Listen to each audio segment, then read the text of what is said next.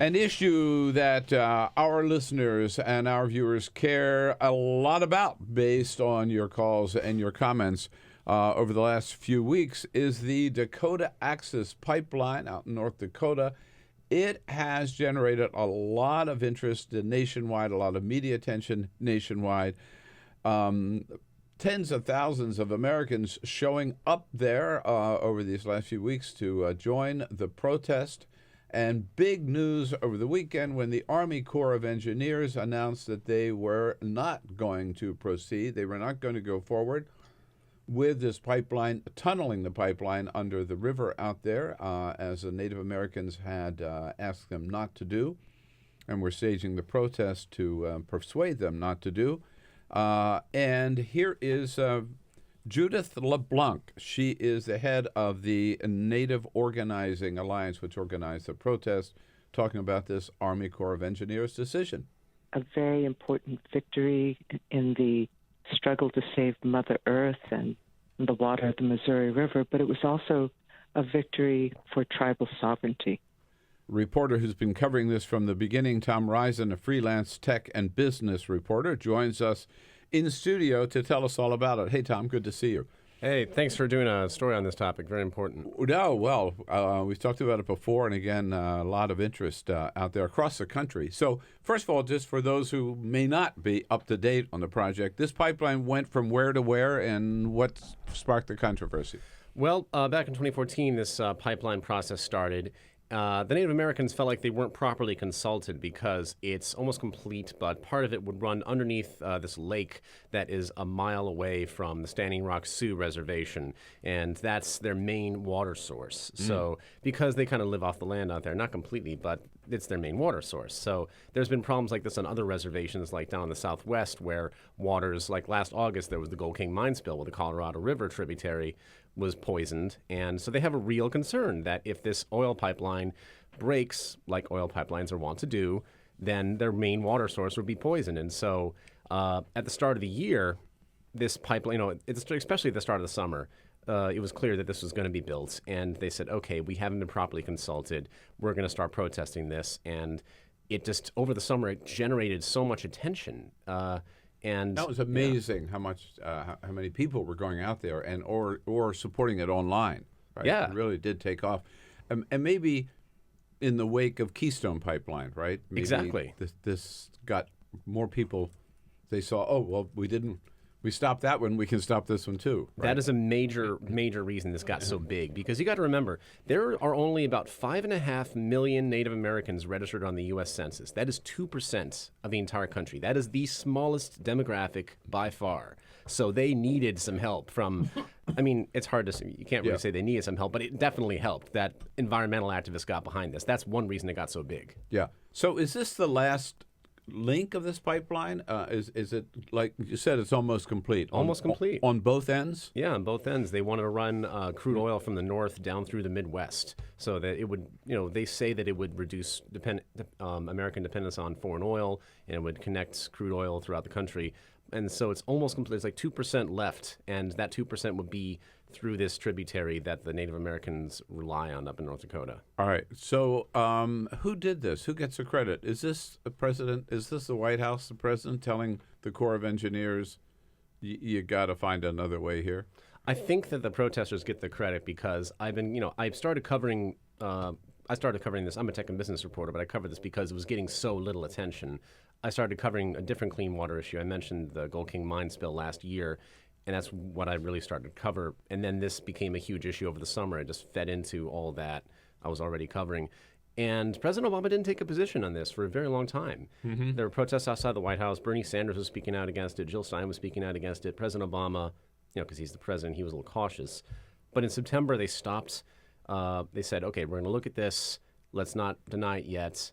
But this decision just yesterday was a big, big deal because all these people had turned out and basically beat the giant oil company and beat the moneyed interests of Washington. So that was, I think, all this huge pressure made Obama, force his hand. Well, the last I heard about this project was last week, where the governor they were going to throw all the protesters off the site, right? The governor was saying they had to get out of there. The police were going to move in, and Well, police have been trying to get them out for a while with helicopters and horses and dogs and pepper spray, and people just kept showing up, and celebrities were donating money, and it became this huge thing that pressured the government to act. So what are their options? I mean, if my understanding is they're not saying we're going to cancel this pipeline. We're just not going to tunnel under the I thought it was a river. You said lake. It's a lake that feeds into the river, the Missouri River. So they're not going to tunnel under it. So what possible less dangerous or more environmentally sound ways of getting from one side of this lake to the other are there? Well, they say they're going to look for alternate routes, and you mean just move it, reroute it? Reroute it. Yeah, they say they want to reroute it. They say we're not going to grant you a permit to do it right here. They wouldn't consider a bridge over. They'll just look at other options. I mean, they're an oil company. They have Energy Transfer Partners has a lot of money. I'm sure they could figure out a way. The government wants them to figure out maybe they could work something out. So yeah, they're just going to look for a different way to reroute it. One reason that the Native Americans are so upset, this is on land that used to belong to them. Their reservation used to be a lot bigger, but in 1958, their land was taken away from them by the government. So this is technically reservation land. Wow. So there's people buried there. Oh, Yeah. right. So it's not just adjacent to the reservation. Drinking water is pretty important, but they're also angry that they were promised a reservation, and this happened with reservations all over the country. They were downsized and downsized and downsized. They said, "Oh, we found gold. Oh, we found this. Oh, we found that. You don't need this anymore. We're going to take it from you." Well, will the tribe have a say in the alternative? Yeah. Part of the decision-making process? That's what President Obama promised back in September. He said he was going to, talk more with the tribal leaders, the tribal governments about this. So, yeah, they're going to have more of a say. And this is a huge activism victory. They've been trying to get a bigger voice. They're only 2% of the country. So they're definitely going to make their voices heard after this. It seems to me like this is sort of a blueprint for any kind of future action, right? Like a lot of people didn't really know how to handle the Keystone stuff, and I don't know that it got the attention that it deserved, but this definitely got something. This captured something, and I'm not totally sure why, but it did, in terms of why it hit such a sort of a loud point there where people had to pay attention to it. It needs to strike a chord for people to understand. Like people, Right. People need to understand why it's important. And people said, okay, the environment, obviously, drinking water, very important. Tribal rights, this is sacred ground that used to belong to them. I think that all of the people relate to this stuff. It was marginal, and Native American news is kind of marginalized in the mainstream media. But it's all these factors together. It's kind of the culmination of decades of activism that just reached a boiling point. I have to tell you, I would say of all the considerations, the Native American was the one that made this particularly poignant and got the attention to it.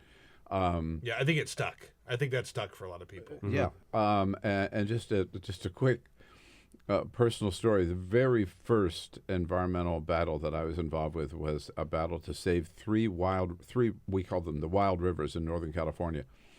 And I was the chief of staff to the state senator who introduced that legislation. And we won that battle over the opposition of the timber industry and the water industry and developers and you name it. And won it. We had all the environmentalists on our side, and we had all the fishermen on our side.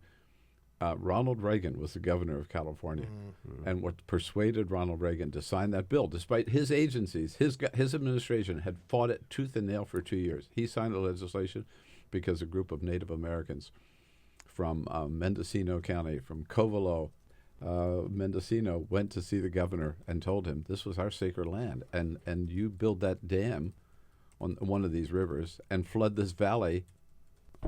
It's gone. It's gone. Yeah. Our burial grounds and our sacred ground, everything gone. Yeah.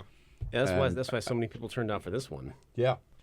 So I'm interested in what the alternatives are, and also what the timetable might be if they have to go through another environmental permit here. But we'll take a quick break, and we'll come back with Tom Risen and talk about that aspect of it. But for those millions of Americans who've been reaching out any way they can to protest against this Dakota Access Pipeline. A huge victory yesterday with this announcement by the Corps of Engineers.